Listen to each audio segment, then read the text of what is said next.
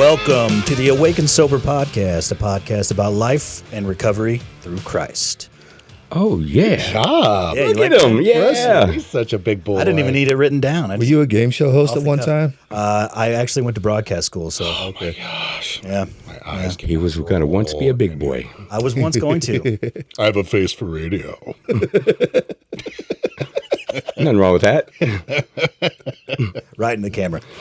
Gentlemen, how are we doing today? Well, first and foremost, what are we talking about? Today we're going to be talking about the 5 rules of recovery. Okay. Absolutely. That's sweet. There's only 5 of them. That's it. We might be able to keep these. We may be able to keep track of all this. That'd be nice. Fingers crossed. Fingers crossed. Yeah. But first off, I want to say, how's your guys' week? How's everything going? Go ahead, D. My week's been doing, something happened, and I don't want to get too deep into it right now, but something that came up and it happened, and it's really not that big of a deal, but to me it actually is. And that, because, I just say it, I actually got accepted for a credit card. Oh, Dude, that's huge. To me, that is huge. No, I man. know. No. That's, I know. That's Yeah. really I fantastic. mean, it was just through my bank and that. It's nothing big, but the fact that I finally got accepted for a credit card, I'm really excited about that. Yeah, that's an applause button right there. Absolutely. Well, I told you, man, when I was doing the house stuff and I found out what my credit score was, I cried. Yeah. I cried because it's taken me a very long tears? time. Yes. Yeah. Yeah, I guess when a lot of us destroyed our credit, Oh, yeah, I did. when we could finally get approved for something, it's pretty nice. Yes. Or the thing that we were so caught up in our addiction, we didn't even have credit. Yeah. Oh, yeah. Oh, not at all. Yeah. You know? I think mine was like, I know it's not even a real number, but like 400 at one point. Oh, no, that's a real number. Yeah. It's real. Dude, it was like, it might as well be 0. Yes. Just No, a non-existent. 0 would have actually been better than the 400. Yeah, zero. Well, I can zero's actually good. start. Because you yeah. No credit's better Yeah, than no credit, bad yeah. credit. Yeah, I mean, Actually, no. yes, it is. Because you, as a really. ghost, you could go out and get a secured card real quick. As a and, ghost? Yeah, so as a ghost, you don't have any credit. You could get a secured card, and all of a sudden you're at 750. When you're at a 400, now I have to. It's just a big, huge uphill climb. It's such a pain in the butt. It has been, yeah. Yeah, I mean, like Dave Ramsey, you know. Yeah, I know Dave Ramsey, yes. But I mean, he's credit is 0, you know. But he's also got the funds that he can actually pay cash for stuff. You know, I'm not there yet, but Goals. Oh, I thought you guys were there. not yet. We're getting there. Okay, not bad. Yeah, Baby steps. How's your week? baby steps. Big power. Man, that concert last night really got me. Like it really, you know, Shane talked about how he got wrecked at church a few weeks ago. I got wrecked at that concert last night, and in a good way, but then today at the service at church, I was like, I'm sitting there and I'm like, what am I doing with my life? I don't mean to bring this up on the podcast, but I'm like, Hey. I was like, where does God, I feel like God is really calling me towards the ministry side of things. And it's like, I feel like, and then today at the message, I was like, is this God like saying, hey, you know, knock, knock, knock. Why don't you do this? Like full time, like get into it. And I'm like, I don't know if I can do that right now because I can't share my faith at work the way I want to share my faith. Well, we'll have to have a conversation We definitely need to have a conversation. because there's ways to do it. I mean, there's know. ways to do it at your work, but God has been opening doors anyway. I know. It's just you got to walk your big butt through it. It's like I just want to scream Jesus at the top of my lungs, and I know, Derek, you could probably relate with me on that, you know. And I can't scream Jesus at the top of my lungs at work, and I know there's ways that people can come to Jesus and see me and actions and all that other stuff, but it's like I don't like being restricted. I don't blame you. That's why we're going to have a different conversation. yeah. It don't have to do with the place that you work now. Absolutely. Yep. I mean, the same conversations me and Derek have had. There's a reason why you went and got ordained. God has opened some doors. Now we just got to walk our butts through it and have faith. Yeah. George Michael again, or the other person that you said. Limp Biscuit. Fred Durst. Yeah. Anyway, okay. I'm lost. Mr. Shane, how was your week? Fabulous. This week, I'm sore in places that I didn't know I had, that I could be sore in anymore. After the men's retreat, went golfing. Haven't golfed in 30 years or almost 30 years. And then So swinging that club brought back some things, but then going down and doing this tedious work of stuffing this stuff in cracks and then filling it with other, man, it's been a week. Carrying shovels full of rock all the way to the other end of the building to dump it in the dumpster. I'm like, why are we doing this like this way? There's easier ways, but I thought about it and it's just like, look, some of the things that we have to do to get ready for the next phase has been fun. So I'm excited. I mean, watching the transformation of this building and getting ready to know what's about to happen there in that building, I'm excited. Yeah. So, Yeah, I was able to share what's going on in that building with the guys from the brick house today, and it was really interesting. And they were really excited to hear about it. Good. yeah, it's funny because Kobe knew nothing about it. Really? Yeah, I walked him in. I said, so here's what we're moving into. He's like, what's Reclaiming Hope? I'm like, oh, funny, you should ask. Let me let you know. Yeah. I mean, that's the side of ministry that's so much fun for me. Preaching on the weekends, I don't really care for. I mean, it was fun. Don't get me wrong. But the side of ministry of helping people achieve the goal of life change, that's the side of ministry that's fun. Yes. So that's been my week. How about you? Pretty I wouldn't say uneventful. Last week I took a couple days off, and remind me to never take a vacation again. Yeah, that Wednesday when I got back, I got hit in the face with so many things, and taking care of the grounds, taking care of the facilities. I mean, it was literally, I worked 12 and a half hours on Wednesday. It seemed like, I mean, I got there at about 6:30, 7 o'clock, and I didn't leave till 6. So it was, I'm never taking a vacation again, even though I did take off in December, but, yeah. Remember, I almost quit after I came back from vacation. I mean, it was one of those things. I was like, is this really what I want to do? Like, I mean, I love my job though. So I got back in the swing of things really quickly. But other than that, man, I had a great meeting yesterday. I had a great men's breakfast. Like I said, pretty uneventful, but blessed to have what I have in my life. That's for sure. Good. So. And why do you have those things in your life? Well, one, I finally started being honest with myself. And two, I got sober. It's crazy. Did that help?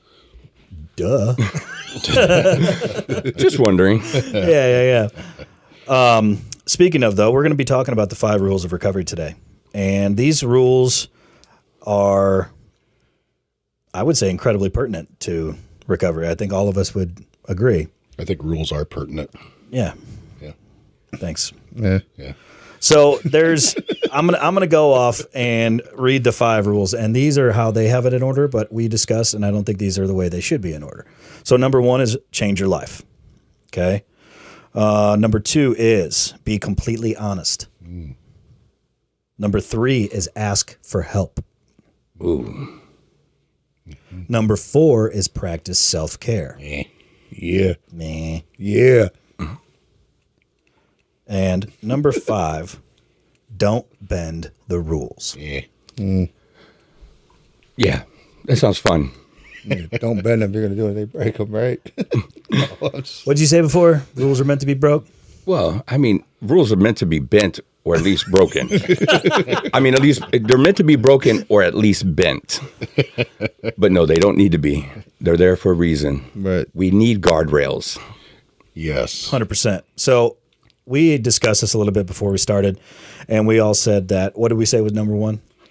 Ask for help. Yep. Ask for help. Most people start recovery by trying to do it on their own. Been there, done that, didn't work. They want to prove that they have a control over their addiction, and they are not as unhealthy as people think. Delusion? Denial? Denial. There it is. Joining a self-help group has been shown to significantly increase the chances of long-term recovery. The combination of a substance abuse program and self-help group is the most effective. So you're saying I have to go to meetings? Yeah. Do you want to stay sober? Yeah. Yeah, you probably should. Yeah. Depends for how long. Yeah. This time. That's this time. That's good. That is good. Yeah. Yeah, it just depends how long I want to do it this time. What are some reasons people don't like to go to meetings? They don't want to talk. They don't want to talk. They almost feel like they're obligated to have to talk sometimes. People bogarting the meeting, maybe. Bogarting, hijacking. Hijacking. Yeah.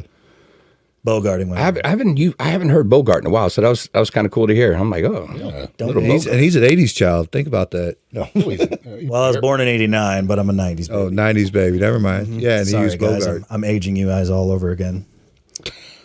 Whatever. You're only as old as you feel. And I'm about 16. Shit, I'm at least 60. So this is funny because last night at the concert they mentioned Mercy Me, the lead singer's like, yeah, we're 48 years old, and I'm like, oh man, they're still young.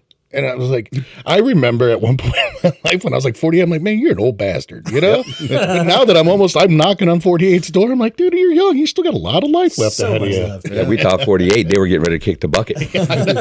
Your life's over. What do you got left? right? Crawl in that hole and die. Oh, man. But I tell 48's you, new after 28. being on my hands and right. knees, stuffing that stuff down, and man, I felt 88. I hurt Oh, yeah. for you. I hurt for you. Man, No doubt. my back was killing me. My arms were killing. I woke up and I said, man, it ain't just one elbow. Yeah. It's Oh, both. man. I slept wrong last night, and I got a kink in my neck. It won't go away. Getting back to asking for help, though. Yeah. Yeah, we go off. You know, it's you could read about this stuff, you could Google this, but you know, we can be pretty much categorized into two categories in recovery. You got the non-users and the denied users. And the non-users are the ones that are like, yeah, you know what, I have a problem. It was fun, but it wasn't fun at the very end. Right? So they're done. They're ready to change. They're ready to take that next step change in life. Then the denied users are like, maybe someday I'll be able to do this normally. And so I think a lot of the people who are quote unquote dry drunk or quit, cold turkey or white knuckle it, they're the denied users, maybe thinking that one day I can, do this. And a lot of people, as we know, that we've seen, it's like when they hit that anniversary date. It's like, if I do 2 years, or a year, then I'll know. And I mean, how many stories are in the big book about that? It's like, I thought, once I hit this, I know I could quit drinking for a year. And then, gone. You gone. Or dead these days. Yeah. Yeah. And that's what it usually is. It's unfortunately death. That year mark is dangerous.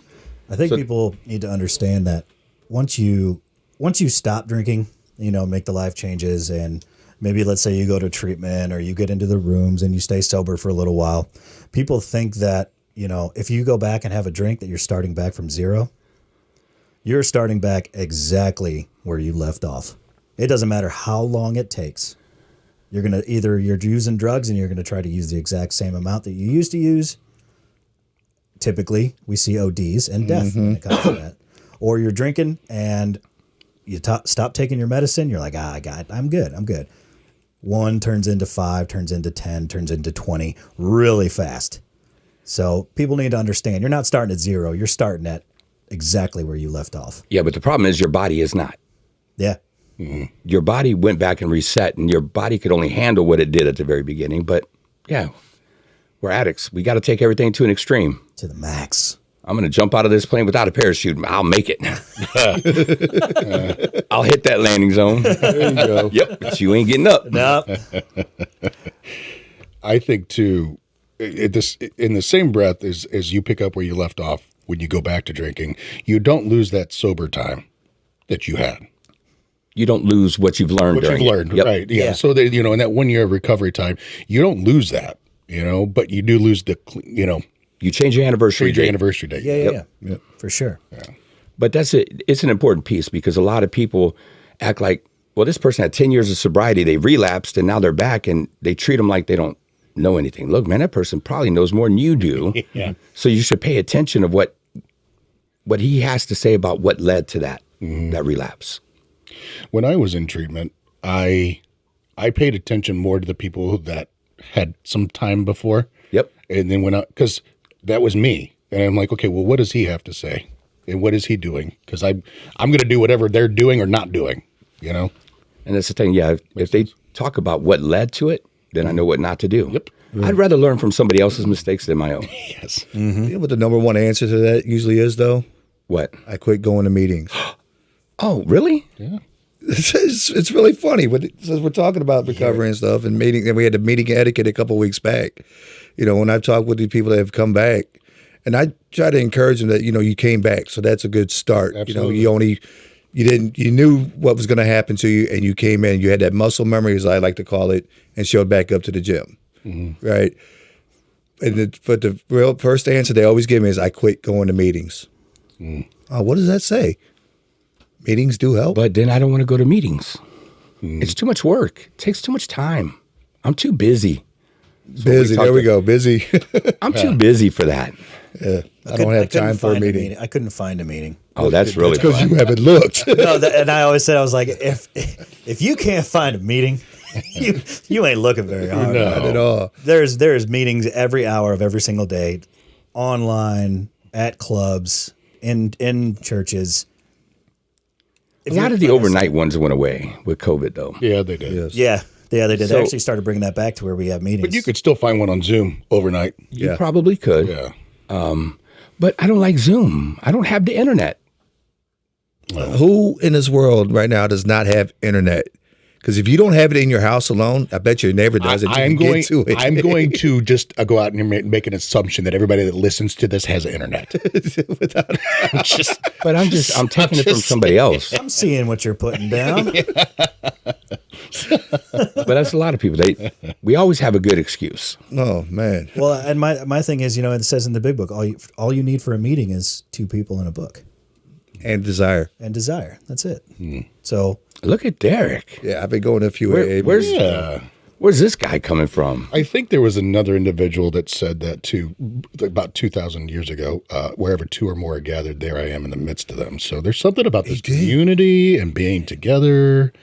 And two. I know. Now, I was kind of disappointed when I went to California when I lived out there for a short time because I'd go there and they'd cancel meetings if there wasn't enough people. I'm like, wait, there's two of us here. There's actually four of us. Why are we canceling anything? I need a meeting. Yeah. that's Then I came home. I came home because I know I was about to use. It's in terms like California sober. Right? It's California. What do you expect? I expect them to be hippie-ish and loving and hugging and saying, yes, let's have a meeting. There's one and a half of us here. It depends on what part of California you're living in. Yeah, I was in Northern. Yeah, see, no. What else you got, Mike? rules are don't go to Northern California. So when it's saying ask for help, we want to talk about some self-help groups, and there is a long list of self-help groups. There's AA, Alcoholics Anonymous. There's NA, Narcotics Anonymous. There's MA, Marijuana Anonymous.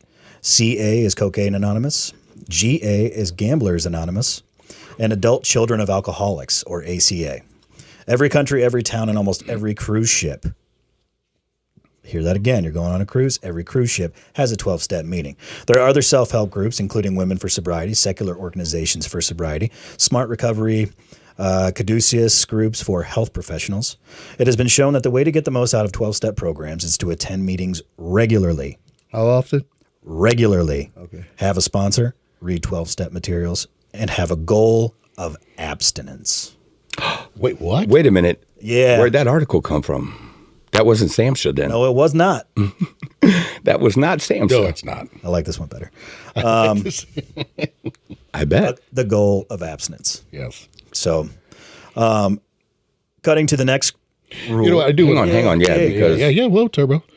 yeah, What were you guys saying? because we have Celebrate Recovery. Let's go to the Christ-centered side because we talk a lot of secular stuff. But let me tell you, when you get Jesus mixed in with your recovery, I just think it's a little bit better. Hate to say it. So there was a group in New York that I attended a few times called Alcoholics Victorious, and it was a Christ-centered AA meeting type thing. Now, I haven't seen any of those around here or heard of any around here, but it was a group up there. Yeah, there's a couple other Christ-centered recovery groups, just not well known. Celebrate Recovery is your most well known one, but there are a lot of them. So if you're looking for something that includes Jesus in it, Christ-centered, then look online and you can just Google Christ-centered recovery groups and they'll pop up. Yes. And I like how you hit on the cruise ship part of it, because I blew the guys' minds the other day in the in my transitional living house. If you ever go to an airport and you're there for an extended period of time, just pay attention. I love this. Just pay attention, because you're going to hear somebody say over the intercom, "Friends of Bill W. If there's anybody here who's a friend of Bill W., please come to gate such and such." And what that is I've never heard it. I never known pay that. attention. Yeah, because you're not paying attention. Pay attention next time you go. Enough.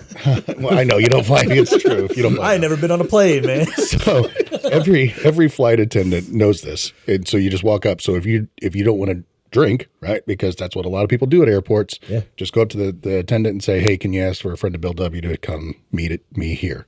And you'll have several people that just pop right on in. So I mean, anything that mentioned with Bill W. sticks out, and so I always look for it. And I've never heard it yet, and I've flown a lot, but I think it'd be cool when I finally do hear it. Yeah. Oh yeah. I'll take a trip up to the gate. I mean, now I'm gonna go to the airport and just wait. I want to hear it said. I want to know. You can't get in there anymore. Now, here's the thing: is we know you got approved for a credit card, but can you get approved to get past security at the airport? Oh, I've done that when I picked my daughters up, so I know I could get to the gate. We're golden. We're golden, baby. We're good to go. Hey, man, we're just here to go help people struggling with addiction. That's why we're here. That's why we need to get back there. We don't have any boarding passes. Just let us back. That's it. We need to go be We're friends of Bill W. We want to hang out, you know. We should go do a remote spot at the airport. Right? Can we do a podcast here? All right, moving on. That would be interesting. Wouldn't it? It would. Okay, so we had number 1 was ask for help. I think number 2 we talked about be totally honest. Rigorous honesty? Rigorous honesty. Complete honesty. You could go with complete. I like rigorous better. Yeah, yeah. Rigorous sounds more. Is there such a thing as being honest to a fault? Too honest? Yeah. Yes. Too honest. Yes. Oh, explain. Okay, so I'm part of the NPRA. I've talked about it a couple times, and that's basically people trying to help other people in the workplace as far as certified peers specialists go. And this prospectus CPS, Prospectus. Yeah, is that like a different type of CPS? I mean, what do we got here? she wants to be a CPS. Okay. Prospectus. I hope we got that. Oh, prospect. Yeah. Yeah, she's a prospect to be a CPS. You guys are great.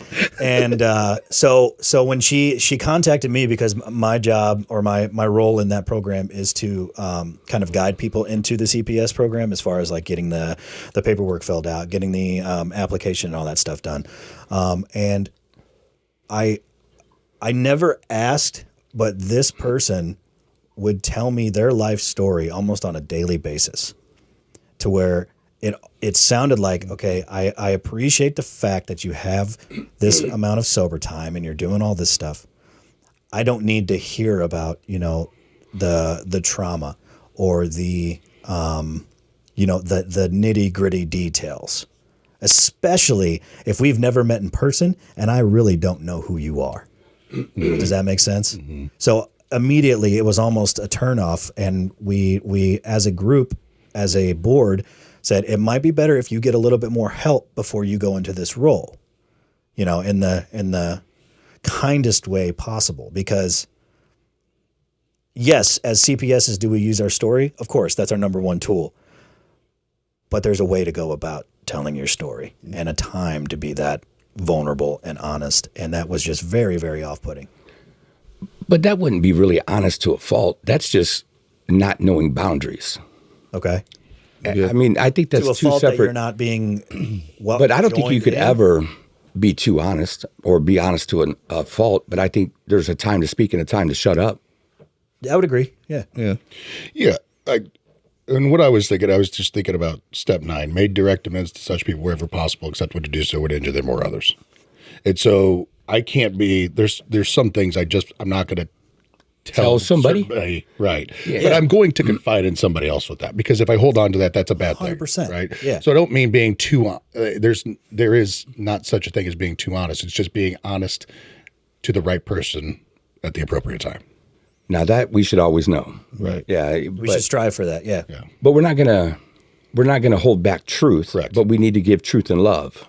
And so and that's a hard thing to learn, because it's like, man, I'm gonna be truthful. Well, you're being a dick. You're not being truthful. There's a difference. Is an omission of the truth a lie? Yes. Yes. Wholeheartedly, yes. 100%. Yes. I agree. We talked about this one time. Well, she didn't know I was drinking. I didn't lie. She just never asked. Oh, you lied. Yeah. It's like, no, that's you were hiding it. You were lying. So If you got to hit the delete button, Yeah. You know, and I'm sure Shane has probably used this in some shape or form, or you too, Derek, or Mike. That's me. But when I'll tell new clients, you can tell me what you want to tell me, and if you're lying to me, I don't care, because you're only hurting yourself. yeah. Because I mean, lie to me, okay. I don't know any different, because I don't know you from Adam. But if you're holding something back and you're trying to get one over on me, shame on you. So back to that lying type thing, and working, because we preach working on this program, right? When we're doing the PSAs and that one question, have you, the SRA question, have you ever, had the thought of going to sleep and never waking up, or just thought this place would be a better place without you? Everybody was like, no, I've never had that problem. Okay, are we going to work on this program here? Yeah. Start off with this one. Have you ever had that thought? Well, maybe once, but okay, thank you for being honest. Now we start working your program. Yeah. and then those situations, people are afraid of what's going to happen. Right. I admit to that. Now they're going to commit me. They're going to send me over to the hospital. I get why some people in certain situations might do it, and they're so used to lying still. Yes, true. They're not used to being honest. Yep. I mean, not an excuse for them, but think about where they're coming from.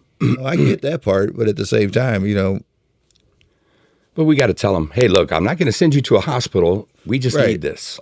right. Because otherwise, I'm thinking you're going to send me to a padded room, give me a booty dart, and I'm in. My thing is, I tell them, I'm not going to hold this against you. I just, if we're going to work it out this program, let's work it out this program. We start right here, right now. I'm going to hold it against you. I'm just not going to tell you. Oh, wait, that's dishonesty. My That's bad. dishonesty. Yeah. yeah, yeah. I've had that thought before, so that's the only reason why I'm calling them out, to be honest. Because to be honest, I've had that thought in my addiction.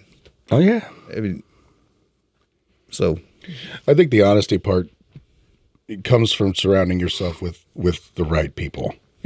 A counselor, a therapist, your support group. Whether they be recovery meetings, Celebrate Recovery, AA, and just like having mentorship along the way. Yes. Because I look, with Youth Creek guys, I have mentorship and I have friendship, and I know that if I ever needed anything, you guys would come. After I called Shane 5 times in a row until he answered the phone. But You never have to call me 5 times. If my phone starts ringing that many times, I'm in Something's there. up. but I know you guys will be there. Yep. So I don't have to fear that, and I think that's what comes from working, like Derek said, working an honest program and just being honest with some people that you can trust. right. Yeah. Yeah, I mean, nothing's going to change until you get honest. Correct. I mean, when we ask for help, that's one thing. But now we got to get honest. If we don't get honest and we keep living in lies, we're never going to stop using whatever that is. So when you guys meet with individuals at work, did you guys when they would say, "Oh, I only did so much"? Did you ever in your head? I'm gonna say you said it to them, but okay, so you say you drink a pint a day, so 3 of them. When somebody comes in and says they only drink a pint a day, I'm like, you wouldn't be here if you were only drinking a pint a day. Yeah. Right. How many times a day are you drinking that pint? I mean, Yeah. I mean, drinking 1 pint should lead you there. I get what you're saying, but I mean, drinking a pint a day is still, your life is probably unmanageable. Right. I mean, you could do 2 airplane bottles a day and your life could be very unmanageable. I'm not denying that, but I would say that the majority of the people that come into the treatment center Right. don't look like they're only drinking 2 airplane shots a day. Right? They come in But smelling like alcohol, sweating. I mean, a pint's quite a bit. You put a pint in the wrong person, and I mean, Yeah. Oh yeah. I would fill up my pinky finger. A pint to me. well, it's would because be out. I'd be passed out. you're not a little boy, but you are a big boy with a little head. I am. Little guys with big heads. yeah. Bonk. Bunk. So I want to read this. Addiction requires lying. Addicts must lie about getting their drug, hiding the drug, denying the consequences, and planning their next relapse. Eventually, addicted individuals end up lying to themselves. Clinical experience shows that when clients feel they cannot be completely honest, it is a sign of emotional relapse. It is often said that recovering individuals are as sick as their secrets. One of the challenges of therapy is to help clients practice telling the truth and practice admitting when they have misspoken and quickly correcting it. How honest should a person be without jeopardizing his or her work or relationships? Clients are encouraged to understand the concept of a recovery circle. This is a group of people that includes family, doctors, counselors, self-help groups, and sponsors. Individuals are encouraged to be completely honest within their recovery circle. As clients feel more comfortable, they may choose to expand the size of their circle. I remember you said that to me back in the beginning of my recovery, that I need to make my circle of the good, right people bigger. Yeah. I do remember that. There's certain circles you have to make smaller. Right. And that's when trouble is around, right? So we want to keep certain circles really small, but yes, your circle needs to be as big as you could get it. Yeah. There's different rings Yeah. of the circle for sure. One ring to rule them all, though. Always. All right. Where are we at? So moving right along. Like, Moving right Going to number along. 3, yeah. practicing self-care. Yes. What is self-care, though? It's funny you ask. To understand the importance of self-care, it helps to understand why most people use drugs and alcohol. Most people use to escape, relax, or reward themselves. These are the primary benefits of using. It helps to acknowledge these benefits in therapy so that individuals can understand the importance of self-care and be motivated to find healthy alternatives. Despite its importance, self-care is one of the most overlooked aspects of recovery. Without it, individuals can go to self-help meetings, have a sponsor, do step work, and still relapse. Self-care is difficult because recovering individuals tend to be hard on themselves. This can present overtly as individuals who don't feel they deserve to be good to themselves or who tend to put themselves last. Or it can show up covertly as individuals who say they can be good to themselves but who are actually ruthlessly critical of themselves. Self-care is especially difficult for adult children of addicts. I have a question. There's more. Do you really? Were you guys drinking or using to relax or reward yourself at the end? No. No.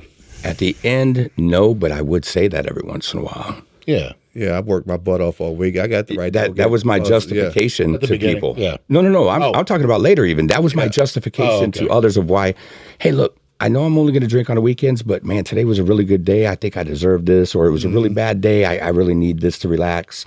So we used that as justification at the end, or at least I did. But it wouldn't do any of it. I just wanted to get messed up. Yeah. Right. Yeah. I think one of the The sun came out. I was getting messed up. Yeah, so I it- get good. if I woke up, it was reason enough to celebrate. Right? That's not what everybody else said. I didn't die. Let's do this again. All right. Pretty much. Yeah. That's where I was at. But I think that like the number one big thing of self care is being able to take time for self. I've come to recognize that a lot of times, a lot of addicts and a lot of alcoholics are using because that's about the only time that they actually have for themselves. They're running, doing things for their family, doing things at work, too busy for anything else. But that moment they feel they could pop open the top and do their thing, that's that time they had for self. Nobody's taking out those few minutes out of the day for prayer, journaling, whatever it is we got to do for self. And I feel that's a really big point is having self time for self. Yeah, You're I think allowed to have that, people. it's okay. It is totally It is. okay. I think a lot of what you're saying too is when we are in active use and whatnot, how often do our lives feel like they're in control? Like we are in control of our emotions, of our thoughts, of our actions. All the time. Yeah. That's why I thought. That's why I drank. Because you were in control. Because it gave me Yeah. control. I just show you how much control I'm in. What I'm saying is that is one thing that you can control in your life. I can control how much I'm putting into my body. I can control Or so you think that anyways. which is something that's it's a false flag. It's like, Right. okay, I can do this, I can control this. When in reality, you thinking you could control that just obliterates everything else. I wasn't in control is what you're trying to say? No, you were not. That really must be hard for people with control issues. Yeah. That's why codependents don't get in for addiction right away. They realize it later. Yeah, right. And our addicts realize the codependency later. So it just all interweaves. And I love that it talks about, self-care is especially difficult for adult children of Yeah. addicts. Yep. I know quite a few, and I'm talking to one right now, and yeah, it's But self-care, where does tough. self-care really start? I mean, taking a shower, brushing your teeth. Yeah, hygiene, without a doubt. I was never I never got to the point in my addiction where I didn't shower. Like I've always been a freak about showers. I'll even shower a couple times a day. Yeah. I always on the outside it looked like I had my stuff together. At least to you on the outside. At least to me. Yeah. I was never disheveled or but it was, I could talked about this before. I had a membership to a car wash, and my old car, I would go through almost every day with that thing. But when you open up the doors to that, whoo, it was you're like, what died in here? It was like, it was bad. And like Amy always used to tell me, that's how you are in your addiction. This is what everybody sees, but on the inside, you are just Stinky. rotten. rotten. Yes. But it does. It starts with taking care of ourselves. Yes. In one way or another. I mean, we haven't been to the doctor and had a physical. We haven't done any of these things. But my favorite piece is just journaling. That's what has saved me, is truly journaling. That's my self-care. I was in the middle of worship today.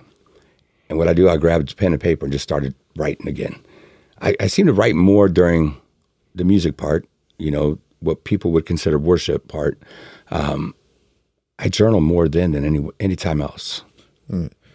I just turn it on and go. One of the things I like to teach, though, worship's not just that time you're standing up singing. And a lot of people like to think I that. know. but That's why I said what I said. yes. That's the corporate The part worship. that people would consider worship. Worship is, yes, we worship God all day long. All day, every day. If we're in an act of worship throughout the day, then that means that we're loving others, we're taking care of people, we're taking care of ourselves, we're just handling business. But during the part that people would think, the music, that worship part, They even name it worship. A lot of In the churches, paper. they say worship. yeah. So to me, journaling. Yes. And then we have the best sponsor to me in the world as well. Oh, is Look it at a that. tactile turn? Tactile turn. The finest writing instrument there is. Here we are, 27 episodes in. We finally get to say the name because we brought it up back at the beginning, didn't we? I think day one. So that wasn't quite that early, but we did get him kind of early. But then he was over in Europe, came back, and I mean, he was trying to take care of business. Now they're at another show, so we don't have the code yet to put into the show notes, but we'll have that next week when they're home from Blade West. But I mean, think about it. Tactile turn. If you're going to do something, do it right. But a great writing instrument with a lifetime warranty. Made in America. Made in America. And how many people are going to give it a lifetime warranty? Nobody anymore. Nobody. Not And a they're fan. actually right now on the website. If you hop on there, you buy one before our discount code. I don't know. I don't know what we could do about it, but they're bringing it back the aluminums, the original pins that it all started with. Nice. Those are on the website right now, so that's pretty neat. And the owner in recovery. Fantastic. So I mean, you support a good cause. He's an AA guy, and he's going to be on here pretty soon. He's a friend of Bill. Nice. So maybe he listens in the airports too. I would imagine. We'll ask Well, as him. much traveling he's been doing, I would hope so. yeah. They travel a bunch. So, hey, if you need something for self-care to journal with, grab a tactile turn.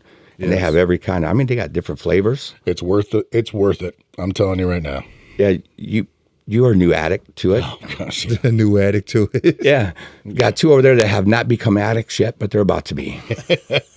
Did you ever get that golf pen? No, No, no. nope, I still have it. And I'm waiting. You're waiting. I'm waiting. And just think, whenever he decides he wants it because you can't find it, it's not going to be as cheap as it was. Yes. Supply and demand when you pass something up.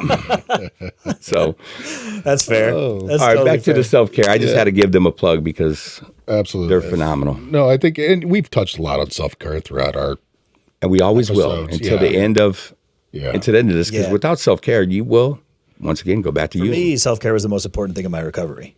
To find like leisure activities that I could do that did not involve my substance, Golf. Golf. which is the biggest one. But I mean, what do you do on a golf course? You drink, you get messed up, and then you shoot terrible. Typically, Oh, I just shoot terrible anyway, but it's fine. But but that was one of the things that I needed to find those hobbies. And that was one thing that, to me, that represents life more than any other hobby that I've ever done. It is, especially recovery, because it's, you hit one straight down the fairway. It's on the fairway, and you got 135 yards in. Okay. You duff your second shot, and you go into the sand. And then you get it up, 10 feet from the hole from the sand, and then you make a great putt. All right. You still parred where there's some bad shots in there, of course. But it's about getting knocked down, realizing, okay, this is what I have to do, standing back up, excuse my language, but moving forward. You can't just stop. As long as you're moving forward and you're making progress, it's going to be okay. Mm-hmm. But I mean, to me, that's the truth, man. It represents life, and that is my passion now. So Derek, what is your passion? What's your big go-to? The gym. The gym? Yeah, because just like you said, you got to keep pushing forward. I may not be able to hit that weight, but I'm going to keep pushing until I make that victory. And I do that regularly, and I appreciate that's my self-care good time. If I'm not going to the gym on a regular basis, y'all need to be asking me questions. Mm-hmm. Oh, don't worry, we will. Big perm. Yeah. Big perm. Outdoors, hunting, fishing,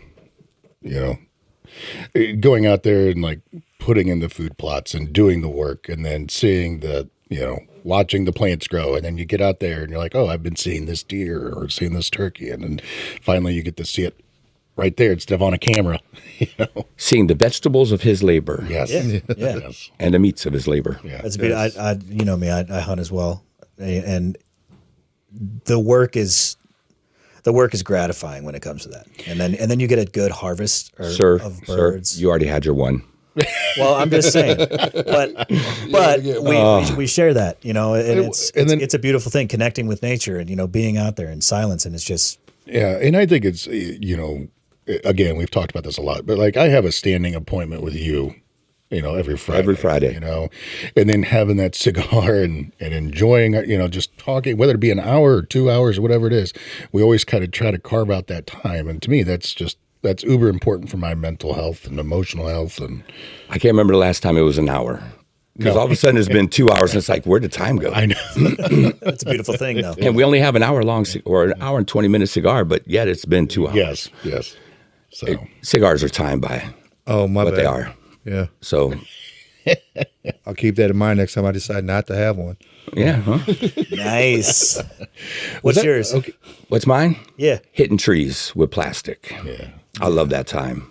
Hitting trees with plastic is my favorite thing to do. You get in the woods so I go in the woods for a different reason. I throw plastic through them. But yeah, it's just you, God, and whoever's there with you. And it's a good chance to pour into people and for people to pour into you. Yeah. All right, real quick. Speaking of throwing plastic, how many baskets are there at the Work place now? Yeah, at work. 3. Baskets? I know. I've actually seen at Chains. least 5. No, he might have more. That's what I'm kind of curious because I talked with them Disc about golf baskets. Oh, dude, I was like, what are you talking about? 3 to 5. There's one up front. There's one down on the. There's 2 up front. I mean, there's one right by where you park, and there's one. Yeah, but they've got down by the lake. But then now there's one. There's one off to the right of the trail going out, and then there's one back on the other side of the parking spot by the nursing. I would say another upwards. one. I would say probably over 5. Yeah. Well, you just go mark them, and we'll come out there and play. Well, I'm gonna actually talk to the CEO about me going to be able to set up the thing so I could take a group out there to play, because that's always been something we use. Like you brought up, we took people out there with us, and it gets to that point when you're out there doing it, man. It's just, you said, it's us and God and whoever's with us, and as we're doing it, the people that we're talking to seem to relax and be able to open up to us more. And I think we might be able to pull that off with having a 9-course. A 9-hole course. That'd be a cool one-on-one therapy session too. I think so. Yeah, it is a blast. Yeah, It is. just That's a great idea. yeah, I like that idea. So that's what we've always used disc golf. Disc golf has been ministry work and really nothing else. It's ministry work, and it's not work, but it's ministry. So I don't want to say work. It's just ministry. Yeah. You get to pour into people. Mm-hmm. All the walls come down. Everything else comes down, and they get to be them. No matter what they say, no matter what they do, they just get to be them. You get to be you, and they get to see Christ in and through you. Mm-hmm. Take their mind off of the things that are kind of holding them back. Yep. It does. I love that. That's so cool. Yeah. You're welcome. Was that number 4? That was 4. Okay.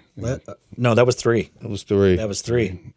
Number 4. Yes, what is it? Don't bend the rules. The purpose. Oh gosh, let me start over. The purpose of this rule is to remind individuals not to resist or sabotage change by insisting that they do recovery their way. Yeah. Whose way? Their way. A simple test of whether a person is bending the rules is if they look for loopholes in recovery. What? A warning sign is when clients ask for professional and consistent professional help. I'm mucking this up. And consistently ignore the advice. Dictating their treatment.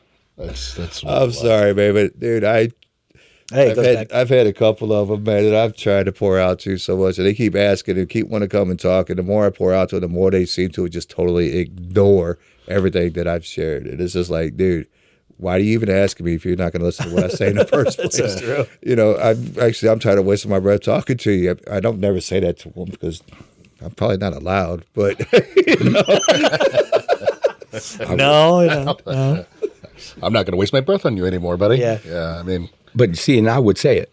I would say here, and every time I tell you something, you go and do the opposite. So why would I tell you anymore?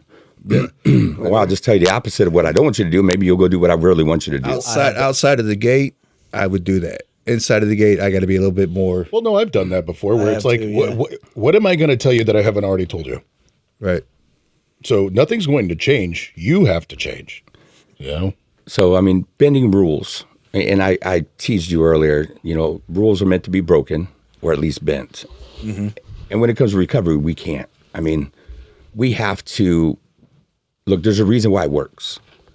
And it's not because somebody bent these rules, it's because somebody followed this simple process. And then we like to booger it up. Yes. My way's better, though, because I could do this or I could do this. That's really been going big with that California sober thing. You know, as long as I'm not drinking, I'm not, Yeah, harm do reduction this. sucks. I'm going to Yeah. smoke weed instead of drinking. Yeah, but back to that thing. That no. Yeah, no. I think. Well, I mean, honestly, my personal opinion is that harm reduction really is bending the rules of recovery. Yes. Good call, Derek. Absolutely. It's only the opinion of Derek.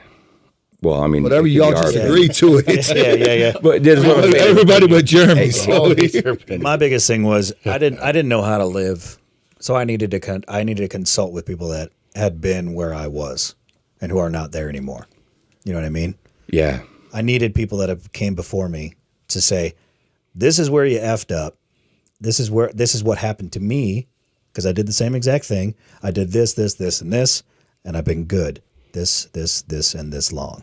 You know, Follow the rules. just follow the rules. Yeah. Now, if we follow the rules and we do these other things, what does that lead to? Life change.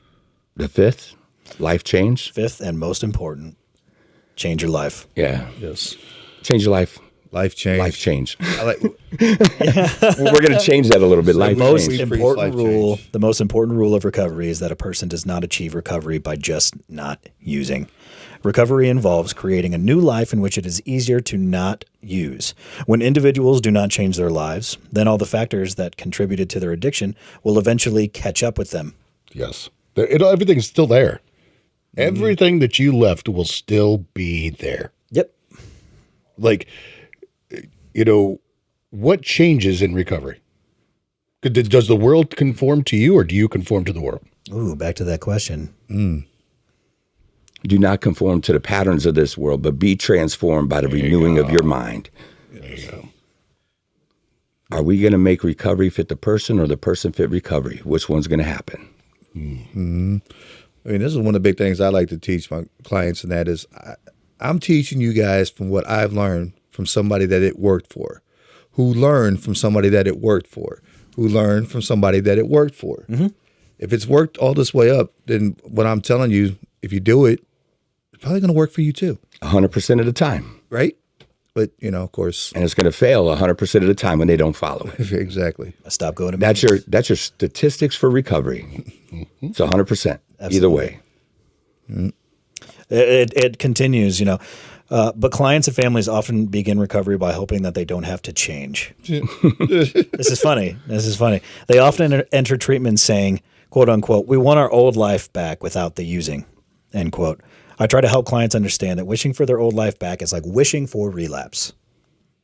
Rather than seeing the need for changes as a negative, they are encouraged to see recovery as an opportunity for change. If they make the necessary changes, they can go forward and be happier than they were before. This is the quote-unquote silver lining of having an addiction.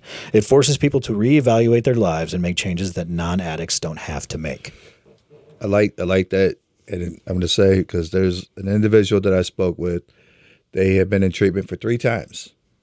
That's it? No, but that's it. Still, it's this year. I'm sorry, this year. Okay. 3 times That's this better. year, and the thing was, but my significant other still drinks. Have you asked him to stop? No, I can't do that. Why can't you? Well, it's like, I've already caused enough damage in the relationship. I've already caused enough problems in the house. but it's like, dude, ask him to stop. Probably one of the main reasons you keep coming back here is because you're around it 24/7. You're not making no change in your life in order to move forward. Well, I shouldn't have to do that. I'm not the one with the problem. Yeah, don't worry. I don't even work there, and I've already heard them all. I didn't even say it was at work. I'm just, So, yeah, I mean, it's crazy. Life change. That's what we're all in it for anyway, Amen. because something has to be different. Everything everything, yes. Everything has to be different The only thing that needs change. is everything. That's it. And I would say I take out that ending piece about the non-addict because they have work to do too. Yeah. I mean, this is about everybody. I sat on the phone with the family last night for almost an hour of somebody that you guys actually have in treatment. And I'm with this family, and we get to pray with them, but we get to explain to them, look, you need help. You may not have been the addict, but you weren't a willing participant in the addiction, but you need to be a willing participant in the recovery because you need help. If they don't get help, there's still going to be a broken relationship when they go home. Oh, yeah. So both sides need help. Both sides need to change things in their lives. It's a family disease. Amen. What's your favorite little saying? Addiction. Addiction isn't a spectator sport. There you go. The That's right. entire family gets to play. I love that. Yep. Yeah, they do. I have actually used it. Good thing you didn't patent it or nothing. I but- did. Yeah. No. Okay, so yeah, we're good. It's one of those things when you see families that are doing the work, those are typically people that are more successful. Successful. Yes. I look at your family. I look at your family. I know. It's a family of recovery now, and we're not perfect. It's not the Brady Bunch at all. No. But it's like those Thank goodness. those Right. struggles, we can get through them, We can talk about them. Yes. We can actually discuss Have conversations. what is bothering us as opposed to Letting it fester. shutting that door and walking away from it. Or if you are still in bad habits of doing those things, you have people around you that's going to step into it and call you out on it. Absolutely, which is what we're going to be talking about next week, accountability versus responsibility. Next podcast. Tune in. Elements of recovery. What? Any closing remarks? Mike, our leader for today, thank you. Hey, Great job. yeah. I think I did okay. You did all right. Yeah. It's. So. I'd give you a 5.5 out of 10. Man, that's pretty strong. Yeah. I'll take it. First time, I'll take I it. thought he was going to say like 3 out of 10, but he said 5.5. Dang. It was a pleasure, You got to gentlemen. have room give for you growth. 5. It was an absolute pleasure. Derek, anything in closing? Life change, man. I think that's the biggest rule. That's the best rule. You can't just be sober and think everything's going to be okay. There's life change that has to be done. You have to put forth the work to do it. Amen. Big Perm. 2 Corinthians 4:16 and 17. Therefore, we do not lose heart. Though outwardly we are wasting away, yet inwardly we are being renewed day by day. For our light and momentary troubles are achieving for us an eternal glory that far outweighs them all. Amen. Talk about life change right there. Yeah. For those that like to hang out with the wrong people, Solomon said, walk with the wise and become wise, but walk with the fools and suffer harm. Enjoy that relapse. Walk with the wise. Hey, good to have you guys. God bless you guys, and we will see you next week. Peace. Peace.